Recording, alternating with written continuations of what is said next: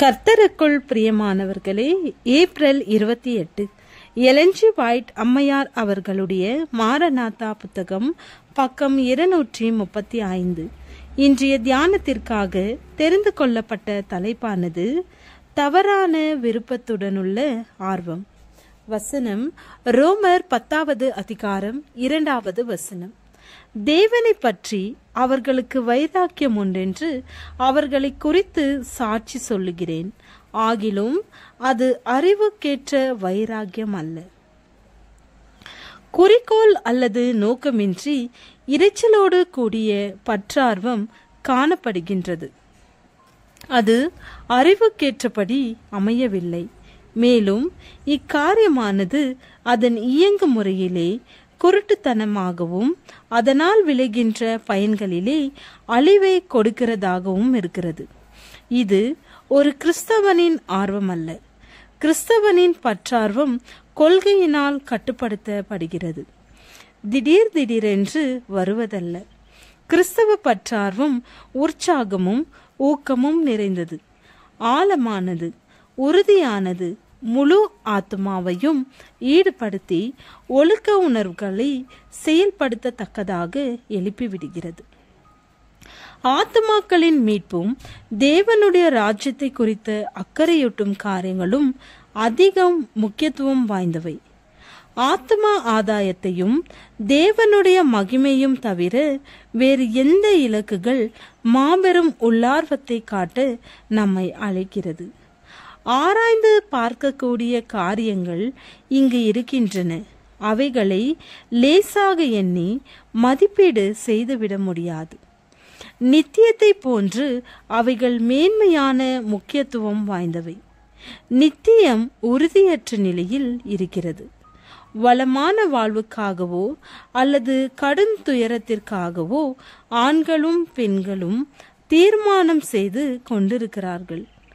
கிறிஸ்தவ வைராக்கியம் அதை குறித்து பேசி தன் பலத்தை இழக்காது. மாறாக ஆற்றலோடும் திறனோடும் உணர்ந்து செயல்படும். எனினும் மற்றவர்களுக்கு காணப்பட வேண்டும் என்பதற்காக செயல் புரியாது.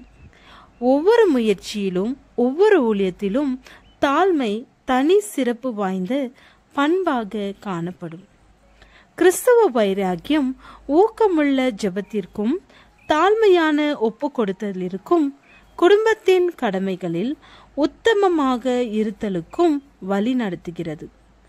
குடும்ப வலயத்திற்குள் மென்மை, அன்பு, இரக்கம், பரிவு ஆகிய குணநலன்கள் காணப்படும்.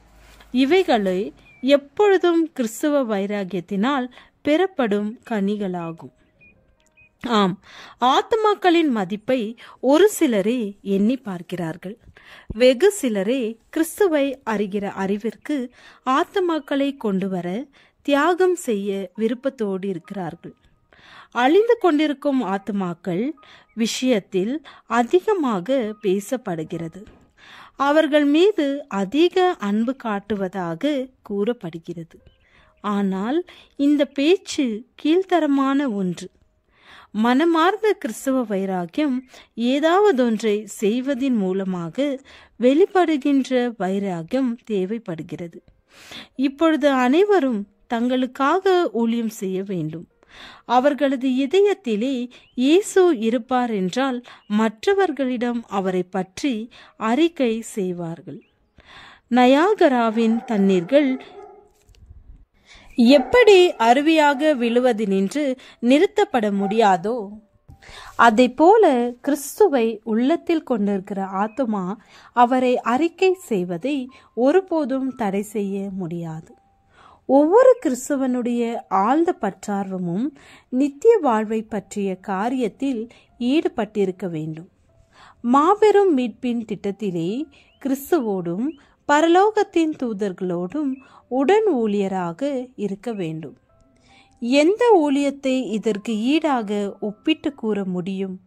ரட்சிக்கப்பட்ட ஒவ்வொரு ஆத்மாவினின்றும் மகிமை பெருகி தேவனிடம் வந்தடைகிறது. அந்த மகிமை மீட்கப்பட்ட நபர் மீதும் அவர் ரட்சிக்க ஒரு உபகரணமாக இருந்தவர் மீதும் பிரதிபலிக்கிறது. ஜெபம். நாங்கள் உமக்கு கொடுப்பதில் உதாரத்துவமாயிருக்கவும் உம்முடைய ஆசீர்வாதம் எங்களுடையதாயிருக்கவும் உதவி செய்யும். ஆமேன்.